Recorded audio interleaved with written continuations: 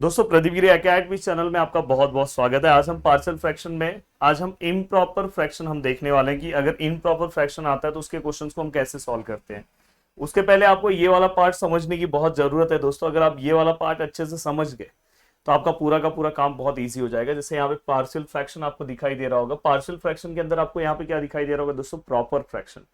Proper fraction और improper fraction क्या होता है सर, बहुत ही सिंपल लैंग्वेज में मैं आपको समझाना चाहता हूं। दोस्तों जहां पे भी देखो बेस स्ट्रांग होगा, बेस अगर स्ट्रांग होगा तो समझ जाना कि भाई वो वाला सम जो है वो प्रॉपर है। सर कैसे बेस स्ट्रांग समझते हैं, जैसे अगर समझो मैं यहाँ पे कोई सम दे रहा हूँ, ये एक्स स्क्वायर है और यहाँ पे अगर मैं कोई सम दे रहा हूँ एक्स क्यूब प्लस 2x है। दोस्तों अगर मैं इसके डिग्री की बात करूं, हमने छोटी क्लास में पढ़ा है कि इसका हाईएस्ट पावर कितना है दोस्तों, 2 है, मतलब इसका डिग्री 2 है। और इसके डिग्री की अगर मैं बात करूं तो इसका हाईएस्ट पावर कितना है, एक्स का 1 है, 3 है, मतलब इसका डिग्री कितना है दोस्तों, 3 है।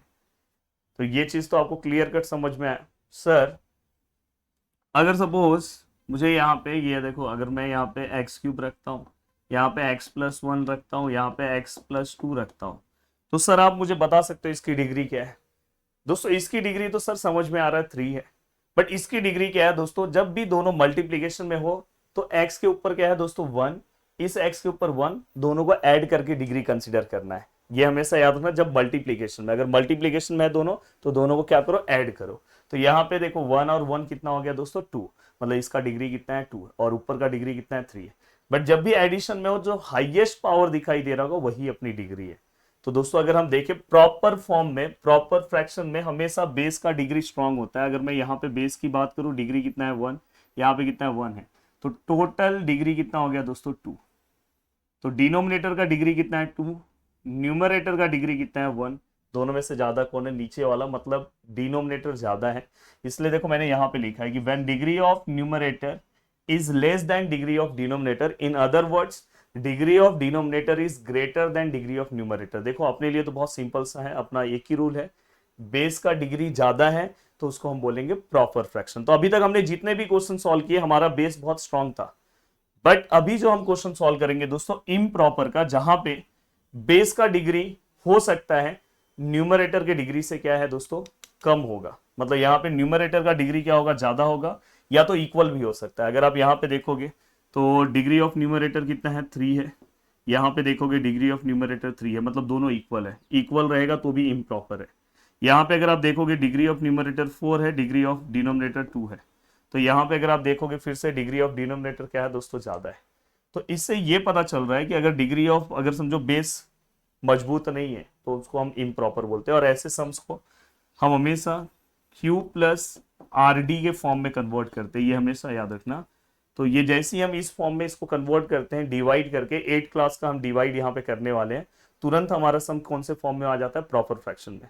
अब प्रॉपर फ्रैक्शन में आ गया तो हम सम सॉल्व कर सकते हैं। सर इसमें आप बता सकते हो, जैसे ये डिवाइड है, ये वाले पार्ट को हम क्या बोलेंगे दोस्तों Q, ये वाले पार्ट को हम क्या बोलेंगे दोस्तों D, और लास्ट में जो रिमाइंडर आएगा उसको हम क्या बोलेंगे R। तो ये भी आपको पता होना चाहिए। चलते हैं दोस्तों एक क्वेश्चन सॉल्व करते हैं, और बहुत ही अच्छे तरीके से आप अपनी चीजों को कवर करना चाहते हो तो भाई हमारे प्रदीप गिरी एकेडमी एप्लीकेशन पे जा सकते हो, जहां पे बहुत ही अच्छे तरीके से चीजें चल रही है। उसमें 2 बैचेस चलते हैं। एक है दोस्तों आपका प्रो बैच, जिसके अंदर हम क्या करते हैं, आपको डिटेल लेक्चर्स पूरा का पूरा प्रोवाइड करते हैं। और हमेशा बार बार मैं बोल रहा हूँ कि जितना मैं वहां पे सम सॉल्व करा रहा हूँ उसके बाद आपको एक भी सम नहीं सॉल्व करना, आपके पीवाईक्यू सब चीजें उसमें इंक्लूड मैं कर दे रहा हूँ। तो आपको एक भी टेंशन नहीं लेना है कि अलग से क्या सॉल्व करना है। यूट्यूब पे आप देख रहे हो तो उसके बाद खुद से भी आपको सम सॉल्व करना है दोस्तों। बट वहां पे मैं हर वेराइटी, अब जितनी सम की जरूरत है सब मैं करा दिया हूँ, बस आपको नोट्स फॉर्म में भी चीजें मिल जा रही है, बस आपको देखना है और पढ़ना है। 2 बैच है, एक है हमारा उसके ऊपर प्रोमैक्स का बैच होगा, अल्ट्रा प्रोमैक्स या प्रोमैक्स एक और बैच है। उस बैच में आपको दोस्तों क्रैश कोर्स फ्री मिलेगा। क्रैश कोर्स मतलब अभी जैसे मैं पार्शियल फ्रैक्शन पूरा लेक्चर मुझे कंप्लीट करना है तो अराउंड 3 से 4 घंटे का टाइम लगता है। वहां पे कैसा रहेगा कि सर फास्ट रिवीजन चाहिए, जैसे एग्जाम के 10 दिन पहले आपको फास्ट रिवीजन चाहिए, तो मैं लाइव आके करवाता हूँ, लाइव में यहाँ पे पढ़ाते रहता हूँ। तो वो जो है वो दूसरे बैच में वो फैसिलिटी मिलेगी। तो आप दोनों में से जो आपके लिए सुटेबल हो उस बैच को आप ले सकते हो। प्रदीप गिरी एकेडमी एप्लीकेशन है, गूगल प्ले स्टोर से डाउनलोड कर लो, या तो लिंक नीचे दिया हुआ है हमारे हेल्पलाइन नंबर से, आप उससे भी बात कर सकते हो। देखो जैसे ये क्वेश्चन है, इसका डिग्री कितना है दोस्तों, 3 है। ये एडिशन में तो हाईएस्ट पावर देखेंगे डिग्री 2 है। तो इससे ये पता चला कि ये क्या है दोस्तों, यहाँ पे अगर मैं देखूं तो डिग्री ऑफ न्यूमरेटर और यहाँ पे डिग्री ऑफ डिनोमिनेटर, दोनों में से अगर मैं बात करूँ तो डिग्री ऑफ न्यूमरेटर क्या है दोस्तों, ग्रेटर है, ज्यादा है, क्योंकि इसका डिग्री 3 है। और मैंने बोला कि हमेशा बेस स्ट्रांग होना चाहिए, तो ये क्या हो गया, तो इसलिए हमेशा सम, जो भी सम आप पार्शियल का सॉल्व करोगे पहला कंडीशन ये चेक किया करो, फिर पार्शियल के टाइप पे आया करो। तो यहां पे मैं ये बोल सकता हूं कि ये क्या है,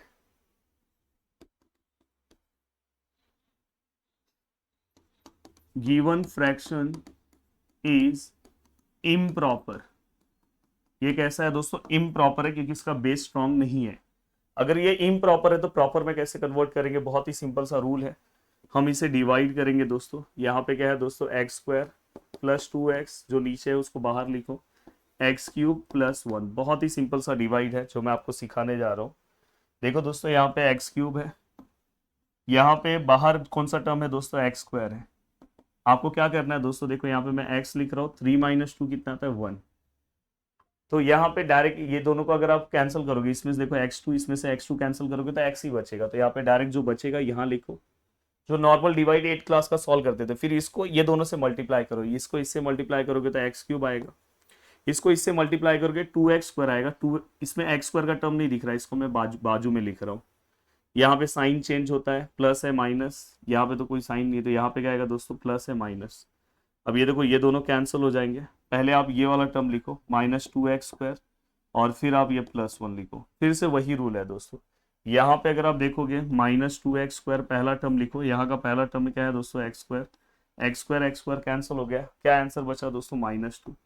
फिर इस -2 को इससे मल्टीप्लाई करोगे तो -2x², और माइनस देखो मैं यहाँ पे मल्टीप्लाई करके दिखा रहा हूँ, x² + 2x, तो -2x² माइनस प्लस माइनस 2 2 ज़ा 4x।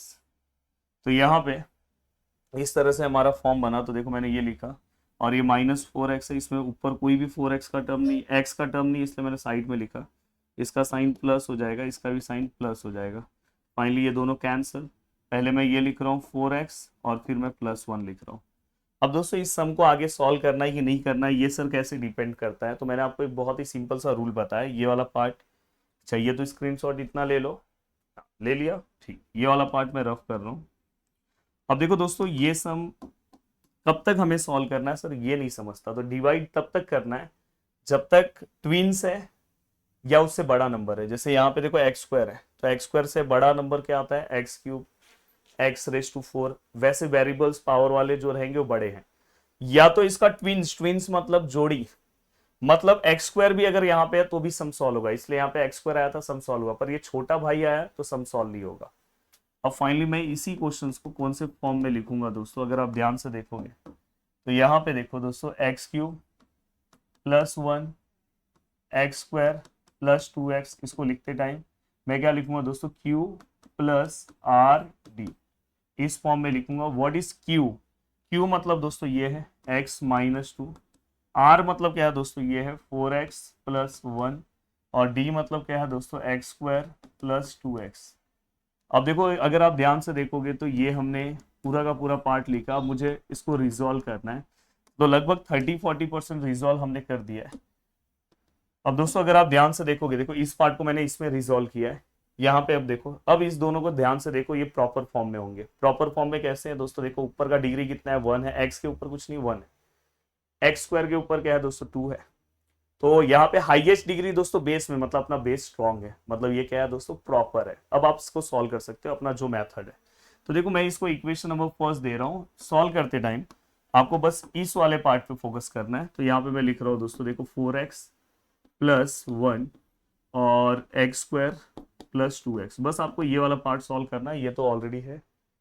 अब देखो दोस्तों इस पार्ट को हम सॉल्व करते टाइम थोड़ा सा और चेंज करते हैं, 4x + 1, ये देखो कभी भी अगर पीछे x है तो कॉमन ले लिया करो, तो यहाँ पे x + 2 आएगा। फाइनली लिखते टाइम हम क्या लिखेंगे, a/x, और यहाँ पे क्या लिखेंगे, b/2 + x + 2।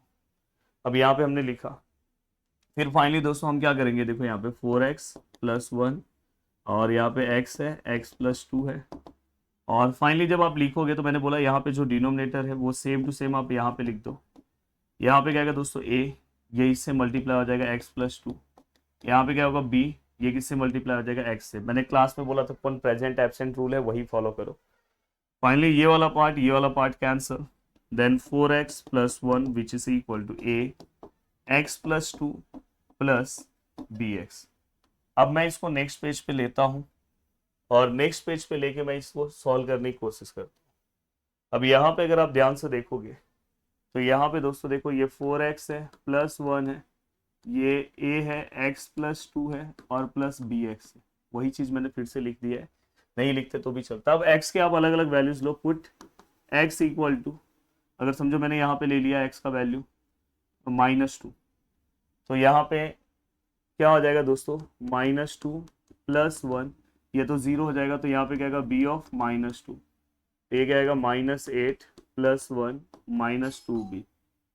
अब यहाँ पे अगर आप सॉल्व करोगे तो आंसर क्या आएगा दोस्तों, -7 -2b -7 upon -2b, then b which is equal to 7/2।